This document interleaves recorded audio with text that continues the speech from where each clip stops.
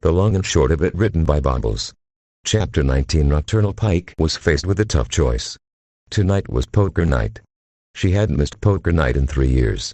Tonight, though, was different. While she may have been Pike's least favorite princess, Princess Celestia had given her an assignment. An assignment that the Chestrel was going to take seriously, no matter how many times Enon insisted it was just a joke. This was her career on the line, after all. The assignment meant Enon couldn't leave Pike's side, which left her with two options. Either skip out on poker night, or bring Anonymous, and Pike was not missing poker night. So there she was, seated across from Astral at the usual table. Enon was off getting the two of them drinks, and Astral was giving Pike the lashing of a lifetime. "I cannot believe you brought him to Gals Night," checking over the mostly empty bar to make sure Enon didn't hear that. Pike fired right back. "Oh, bug off. He said the two of you hit it off. That doesn't mean you should bring him to Gals Night. That's like the first rule of Gals Night. No. Stallions." Rolling our eyes, Pike pulled a deck of cards and began the preparatory shuffle. "He's not even going to be at the table." Astral, looking like Pike had just said she'd raped a cold, leaned over the table to get right in her face. "He is what? Pike, are you insane? I get that he's a gin filly, but you seriously told him he had to come to the bar with you, but he couldn't sit with you?" Pike just groaned and shoved Astral back into her seat. "No. He said that he didn't want to buck up the table's vibe, so he'd invite some friends to go drinking with. See? It's perfect." Despite how airtight the plan was, Astral still looked at Pike like she should be sectioned. "If you end up sleeping on the couch tonight, I don't want to hear you complain about it once, as if I'd ever be that much of a bitch." "Bastard," chimed in a voice from over Pike's shoulder. Turning her head, she saw the stallion himself, Enon, returning with 3 somethings in his telekinetic grip. As Pike took one from him, she took a peek at the label. "Carrying beer." Pike glanced back up at her cold front. "What the heck is this?" Enon likewise turned to look at one of the floating bottles. "That's Steph Karen's make. Apparently it's all the bar has, and is going to have, for the next several weeks at least," which reminded her, "Say Astral, what happened with all of that?" "I've been pretty out of the loop." Astral, taking a beer herself, cracked a smile at Pike's question. "You'll have to ask Night Sky. She can tell you all about it." Pike frowned. "Did you pass all the work on to her, you bitch?" "She certainly hoped not. Night probably had enough on her plate as is." Astral gasped in mock indignation. "Of course not. Just most of it.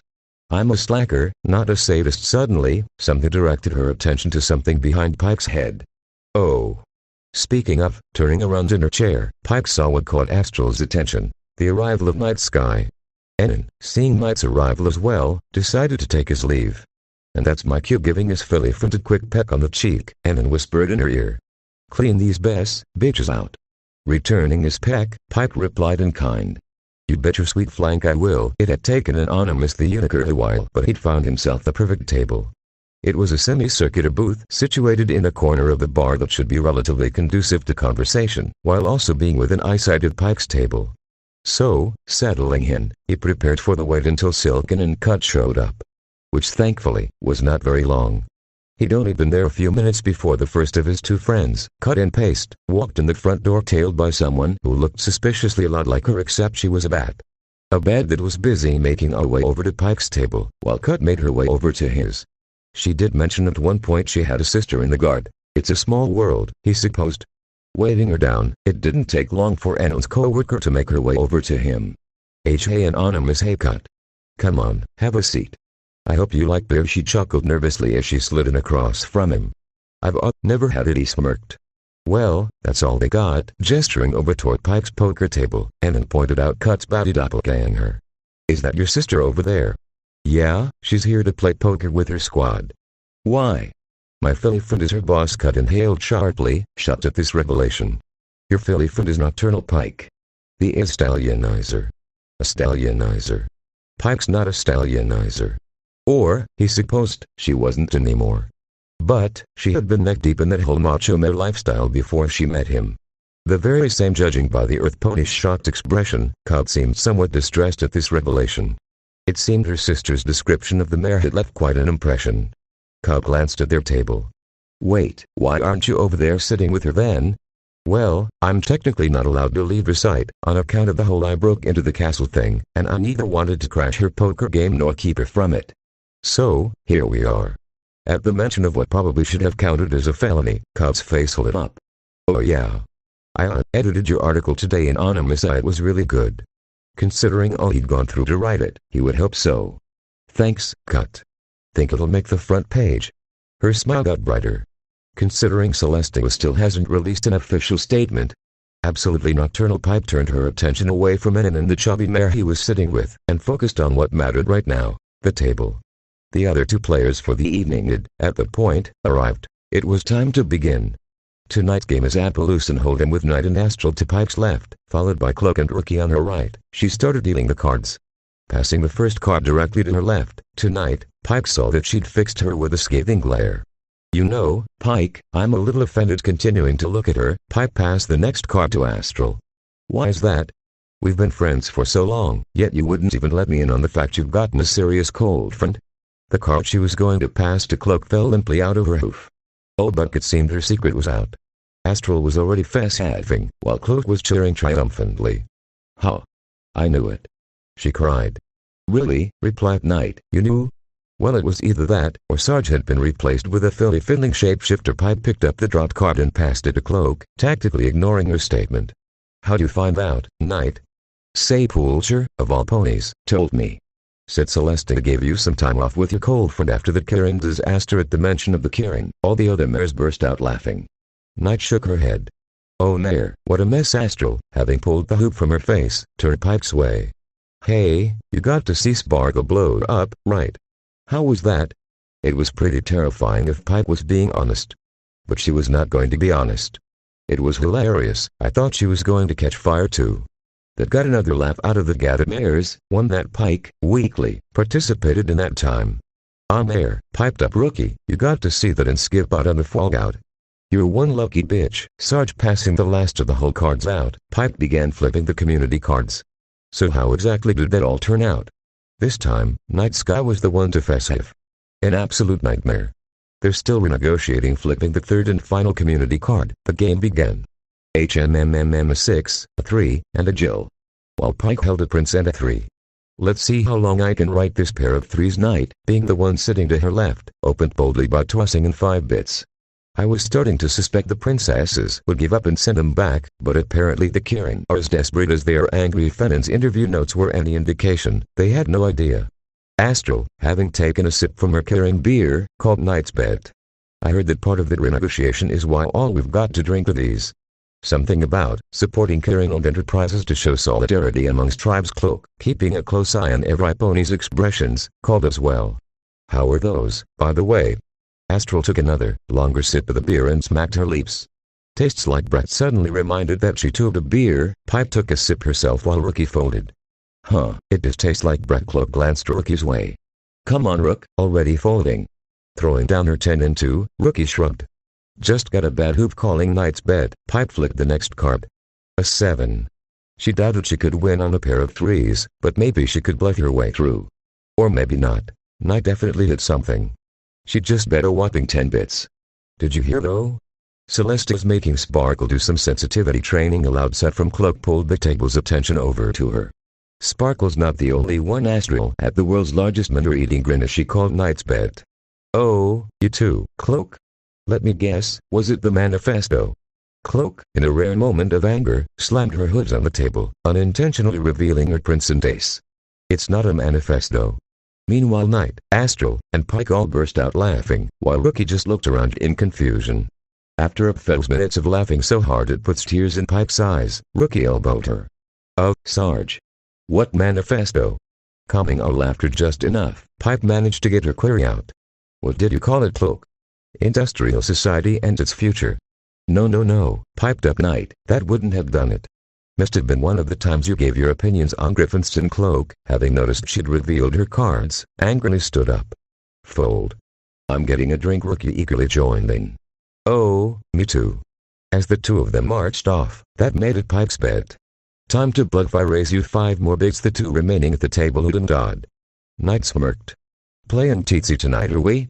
I'll call the same, Astral said, tossing her bigs on the table. Buck, it was time to flick the final card. Reaching down to the deck, Pike hoped for a good draw. A prince. Oh, I've got this in the bag. Looking away from the cards, Pike glanced up at her tablements. So, you think anything else will come of the disaster? Knight replied to the new card by nonchalantly tossing in another 5 bits.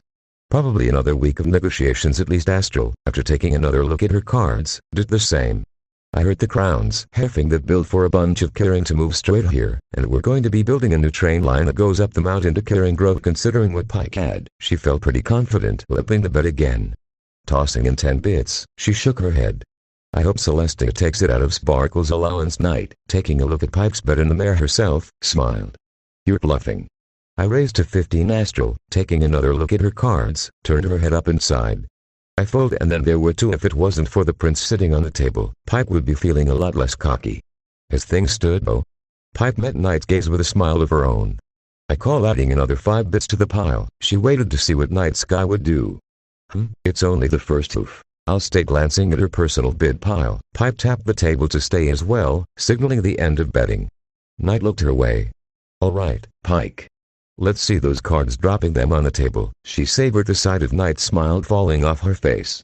2 pairs, Prince and 3's, a declaration that caused the mare to throw her hooves up in exasperation. Bug me. Pair of Jills reaching across the table to, barely, get her hooves around the pot. Pike laughed. Oh yeah, I've got a good feeling about tonight's Silken evening. Had been at the booth for quite some time now. Things were going much better than they could have gone. Upon her arrival, it had become extremely obvious that N didn't actually bother to find out if she and his other friend, Cut and Paste, had anything in common before inviting them both out. But luckily for the 3 of them, Silken and Cut had one very big thing in common. They were both blue Trixies. Yeah, my 1 blue deck lets me summon infinite 1/1 tokens that, after 1 turn, can do infinite damage. Cut took on a vicious grin. Oh, that is disgusting. I love it. N, struggling to keep up with the conversation, spoke up. Wait, you said this game is called Cyber, the assembly, right? Silken nodded. Yeah, the big cold smiled. Huh. If that's what I think it is, back home we called it Magic, the Gathering. Cobb did an honest to Celestia spit take at that, with a look of utter disgust on her face. Ugh, I'm sorry N, but what is it with your home country and having stupid localizations for everything? Power Rangers, Star Trek, and now this. Star Trek.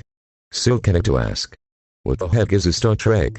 Cut, who'd become a lot more animated after her 5th beer, swung around to look at her. Don't even get me started.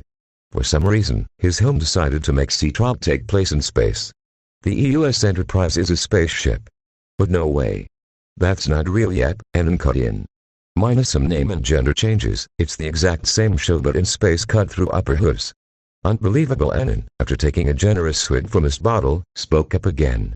Okay, but what I want to know is, why is it still called the Enterprise? We called it that after one of our warships that hit Silken, shaking our head. She thought incoming citizens had to be tested on equestrian history. It was named after the explorer Captain Chasam's ship, the Enterprise. Despite what she'd said being a historical fact, he looked confused and unconvinced. What? Jason's ship was called the Argo. Sweet Celestia. Interjected Cut, not even historical events are safe. To be honest, Silken found herself feeling similarly. What a bizarre and thoroughly massive waste of time. What whimsy could have even prompted the need for such extensive localizations? Did a stallion run his country or something? Wait, did a stallion run his country? For some pony who said a lot about home, Annan sure hadn't actually told her anything about his home. Say Annan, where are you actually from again? Interestingly, a look of panic crossed his face. Oh, the United States. Silken and Cut shared a look at that one, a look of confusion. Cut, eventually, spoke up. I don't think I've ever heard of that. Annan, looking increasingly sweaty, stammered out an answer. Why you wouldn't? It's out west. Way out west. Silken eyed him quizzically. Past Labyrinthia? Annan's eyes have started rapidly shifting between the two of them. Oh, absolutely, really? Because I thought past Labyrinthia. Oop, he said, suddenly standing up. It got a perial quick hold that by the time Silken had even figured out what he was saying, he was gone. It seemed that early wind had lulled Nocturnal Pike into a false sense of security. Because she was down. A lot. Aw, what's the matter, Pike? Down on your luck? Astral mocked. Quit jinxing it, Astral. Cried Knight. I don't need to tell you how many times we'd lost to her. This was getting her nowhere. Pike needed to recollect herself and rethink her strategy. I'm taking a piss, feel free to play a hoop without me. Hopping off her chair and heading the restroom's way, she began thinking up a strategy. Rookie's inexperienced, and seemingly only bets if she's actually got cards maybe she could work with that. As Pike lifted a hoop to push open the door, a sudden voice to her side distracted her. "Well, hey there, stranger." Looking over, she saw her side for sore eyes. "Hey there," anonymous like the dutiful stallion he was, he picked up on her mood almost immediately. "Aw, now don't tell me you lost our kid's college fund." Chuckling, Pike gave him a playful little shove. "That's Artful's college fund. And, no. I'm just on a losing streak." He looked her up and down. "A losing streak that'll almost certainly continue if you go back out there feeling as down as you look." Darn, he's right, poker was a mental game, after all. She just had to focus on improving our mental state. She should be thinking about something happy like the feeling of Annan's ball slapping against my flank. It appeared while she was deep in thought, he'd taken a rather raunchy position directly over her. When he spoke, she could feel the vibrations of his baritone voice throughout her body. "You know, I think I've got just the thing to cheer you up." If you guys are enjoying this story, please give it a like, comment your thoughts, give me a follow and share this story with your friends and